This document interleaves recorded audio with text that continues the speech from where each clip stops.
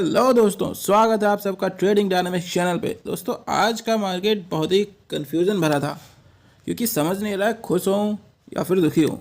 देखिए, जो इन्वेस्टमेंट वाला पोर्टफोलियो था वो काफ़ी ज़्यादा लॉस में है, वो लगभग 2% के आसपास आज गिरावट में है। पर जो ट्रेडिंग वाला पोर्टफोलियो है वो काफ़ी अच्छा है, काफ़ी ग्रीनरी है उसमें। तो समझ नहीं आ रहा, ओवरऑल मिक्स्ड इमोशन है। भाई द वे आपको बता दूं, आज का मार्केट इन्वेस्टर्स के लिए तो बिल्कुल भी नहीं था, बहुत बुरा दिन था इन्वेस्टर्स के लिए। काफ़ी सारा पैसा लॉस हुआ इन्वेस्टर्स का।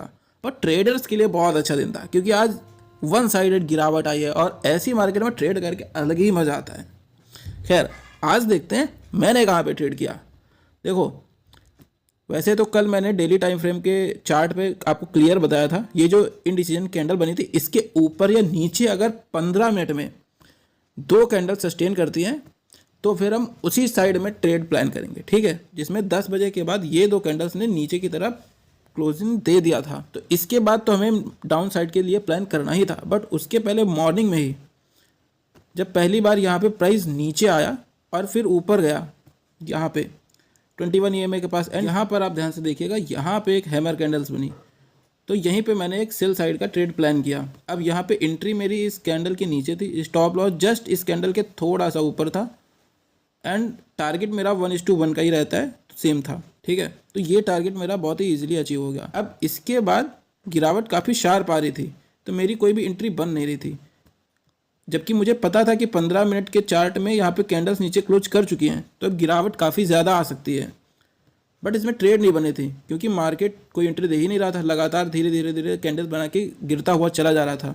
तो मैं 1 मिनट के टाइम फ्रेम पे आ गया और यहाँ पे स्कैल्पिंग ट्रेड्स की कोशिश करने लगा, बट उसमें भी मेरे को कोई ट्रेड नहीं मिल रही थी क्योंकि गिरावट ही इतनी फास्ट थी। इसलिए मैंने पहला ट्रेड यहाँ पे लिया। जब यहाँ पे प्राइस ऊपर निकलने की कोशिश करते नीचे आ गया, एंड फिर सेम हाइट पे जाके वहाँ पे रेसिस्टेंस लेके फिर से नीचे आने का ट्राई करता है, एंड RSI भी 50 के नीचे जाने लगता है। तो यहीं पे मैंने एक सेल साइड के लिए प्लान किया, छोटा सा स्कैल्प पोजीशन के लिए, क्योंकि मेरी पहली ट्रेड अच्छी निकल चुकी थी। तो मुझे ये था कि कुछ प्रॉफिट अगर मिल जाता है, सही ट्रेड बनती है तो ठीक है, वरना नहीं करेंगे।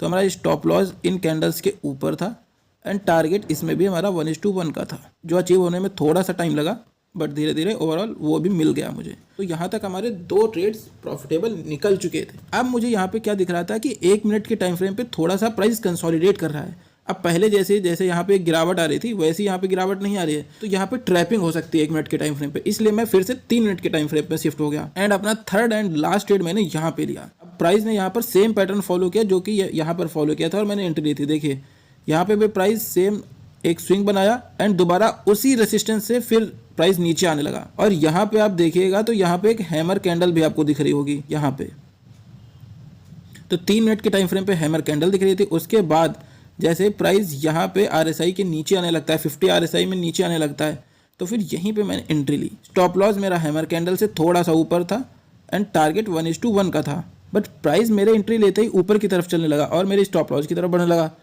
तो फिर यहाँ पे मुझे लग रहा था कि ये ट्रेड माइनस में जा सकती है, इसमें लॉस हो सकता है, बट मैं अपने उससे निकला नहीं और बैठा रहा कि देखते हैं क्या होगा। 2 ट्रेड ऑलरेडी प्रॉफिटेबल हो गई थी, तो इसमें बैठा रहा। बट प्राइस जैसे ही यहाँ पे रेसिस्टेंस लेके नीचे आता है, तो फिर मैंने अपना स्टॉप लॉस जो है यहाँ पर कर लिया, इस कैंडल के ऊपर, कि अगर अब लॉस हो तो भी बहुत ज़्यादा लॉस ना हो, थोड़ा सा कंट्रोल कर सकें। क्योंकि मुझे ऐसा फील आ रहा था कि यहाँ से प्राइस बिल्कुल ही ऊपर की तरफ जा सकता है, एक बाउंस बैक आ सकती है जिसमें मेरा स्टॉप लॉस हिट हो जाएगा, ये मैं काफ़ी हद तक मुझे लग रहा था। तो मैंने स्टॉप लॉस अपना नीचे कर लिया, बट बाई चांस ऐसा हुआ कि प्राइस वहीं पे कंसोलिडेट कर गया, एंड ऊपर की तरफ गया नहीं, उल्टा नीचे की तरफ आ गया, और इसमें भी मेरा टारगेट हिट हो गया। बट इस ट्रेड में मैं काफ़ी जल्दी निकल गया, वरना और अच्छा प्रॉफिट हो सकता था क्योंकि गिरावट काफ़ी फास्ट थी। अगर थोड़ा सा भी और बैठता तो मुझे 1:2 तक प्रॉफिट मिल सकता था, बट मैं बैठा नहीं क्योंकि मुझे था ये ट्रेड तो लॉस में जा रही थी, बट जैसे तैसे ये प्रॉफिट में आ गई है तो इसको बुक कर लेते हैं। जैसे ही 1:1 मिला, मैंने इसमें सारी क्वांटिटी एग्जिट कर ली। तो ये मेरे आज के 3 ट्रेड थे और इसमें काफ़ी अच्छा प्रॉफिट मिला मुझे। अब जान लेते हैं कल का मार्केट कैसा रह सकता है, क्योंकि आपने देखा अगर एक दिन पहले मार्केट को थोड़ा सा एनालाइज करने की कोशिश करें तो अगले दिन काफ़ी आसानी होती है, जो कि मैं ऑलरेडी कर रहा हूँ और आपको भी देता हूँ यूट्यूब के ज़रिए। तो आप अगर इसको देख के थोड़ा सा समझने की कोशिश करेंगे, फिर ट्रेड करेंगे, तो आपको थोड़ी सी हेल्प हो सकती है। तो पहले तो ये पास्ट की ड्राइंग डिलीट कर देते हैं। देखिए, डेली टाइम फ्रेम पे आज की कैंडल्स तो काफ़ी ज़्यादा बेरिश बन गई है, इसलिए ये डायरेक्टली बोल देना कल गिरावट आ जाएगी या बाइंग आ जाएगी, ये थोड़ा सा मुझे सही नहीं लग रहा है ना। देखिए अगर 1 आवर का चार्ट लगा के हम RSI देखें तो यहाँ पे हमें RSI सजेस्ट कर रहा है कि प्राइस ऑलरेडी काफ़ी ओवरसोल्ड जोन में जा चुका है। तो इसका मतलब क्या है कि प्राइस कल से रिकवर हो जाएगा? नहीं, ऐसा नहीं है। प्राइस और भी गिर सकता है, बट अगर प्राइस को ऊपर जाना होगा तो कुछ ट्रेंड में चेंज करके आपको पहले इंडिकेशन देगा, उसके बाद ही जाएगा। अदरवाइज अगर प्राइस कल इस लेवल के नीचे क्लोज करता है, ये प्रीवियस लेवल था जिसको मार्केट आज काफ़ी ज़्यादा रिस्पेक्ट करा शुरुआत में, एंड में आते आते उसके नीचे भी क्लोज हुआ।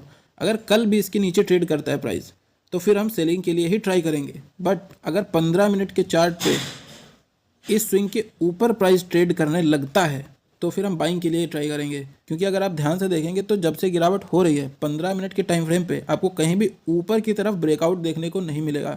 किसी भी स्विंग का ऊपर की तरफ ब्रेकआउट नहीं मिला है। ये देखिए लगातार प्राइस नीचे की तरफ ही लुढ़कता हुआ चला आ रहा है। तो अगर कल प्राइस इस स्विंग को ब्रेक करके ऊपर सस्टेन करता है तो इसका मतलब सिंपल सा ही होगा कि प्राइस काफ़ी ज़्यादा ऑलरेडी गिर चुका है, थोड़ा सा पुल बैक ले रहा है। तो उसमें हम छोटी छोटी बाइंग बना के इस लेवल तक आ सकते हैं।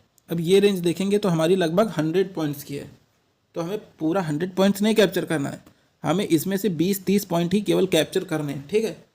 तो जब प्राइस यहाँ के ऊपर टिकने लगे, लगभग 5 मिनट के चार्ट पे अगर इसके ऊपर टिकने लगता है तो फिर हम इसमें बाइंग की पोजीशन बनाना स्टार्ट करेंगे और छोटे छोटे टारगेट्स लेके निकल जाएंगे, ठीक है। कभी भी हमें पूरा टारगेट चेंज करने की कोशिश नहीं करनी चाहिए, क्योंकि उसमें फिर आपका प्रॉफिट भी ज़्यादा होगा, लॉस भी ज़्यादा होगा, तो वो ठीक नहीं है। इससे अच्छा है छोटे छोटे टारगेट्स बनाइए और उनको अचीव करिए, ठीक है। तो हमारा सिंपल सा प्लान ये है, अगर इस कंसोलिडेशन के प्राइस ऊपर रहता है तो बाइंग करेंगे, और अगर इसके नीचे ट्रेड करता है तो सेलिंग के लिए हमें जाना है, ठीक है। तो इस वीडियो के लिए इतना ही।